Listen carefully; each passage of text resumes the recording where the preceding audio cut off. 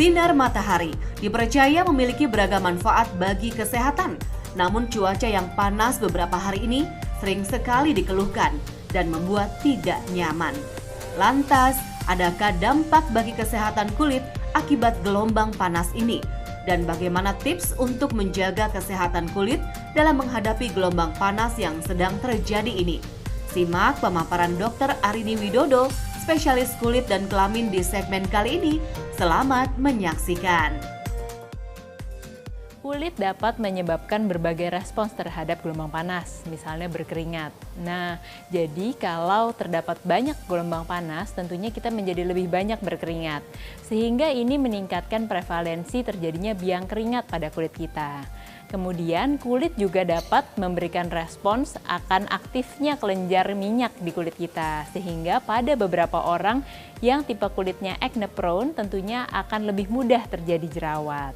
Kemudian kelembaban yang berlebihan akibat berkeringat yang berlebih juga akan menimbulkan berbagai masalah kulit, misalnya jamur.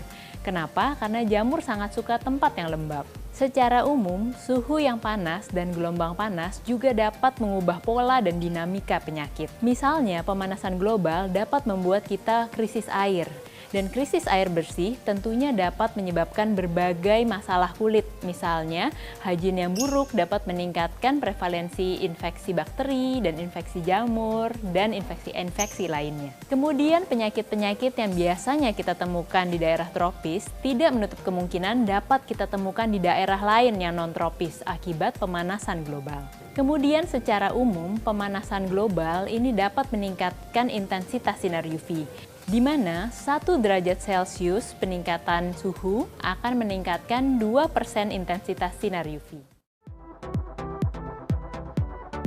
Sangat penting untuk menjaga kesehatan kulit, dikarenakan kulit merupakan bagian terluar yang terpapar oleh panasnya sinar matahari. Lantas, adakah gangguan kesehatan kulit yang timbul akibat terpapar panasnya sinar matahari? Pajanan sinar matahari dapat memberikan efek jangka pendek dan efek jangka panjang. Efek jangka pendeknya biasanya kulit terbakar atau yang kita biasa sebut sebagai sunburn. Sedangkan ada efek jangka panjang yaitu dapat terjadi penuaan kulit, dapat terjadi pigmentasi pada kulit, dan yang paling penting juga dapat menyebabkan kanker kulit. Cuaca yang panas, terutama pada siang hari, tentu harus diwaspadai, terutama bagi Anda yang memiliki gangguan kesehatan tertentu. Lantas, siapa saja ya yang beresiko mengalami gangguan kesehatan akibat gelombang panas ini? Populasi yang lebih beresiko mengalami gangguan kulit tentunya adalah anak-anak dan lansia. Kenapa? Karena anak-anak bergantung pada orang dewasa dalam menjaga kulitnya dari pajanan-pajanan dari lingkungan. Sedangkan lansia memiliki kulit yang lebih tipis dan memiliki kekebalan tubuh yang lebih rendah dibandingkan orang dewasa. Selain itu, ada beberapa orang yang memiliki kondisi medis tertentu yang lebih rentan terhadap pajanan sinar matahari. Misalnya seseorang dengan rosacea atau dengan lupus erythematosus. Pajanan sinar matahari pada penderita lupus erythematosus dapat memicu kekambuhan dan memperberat kondisi medisnya.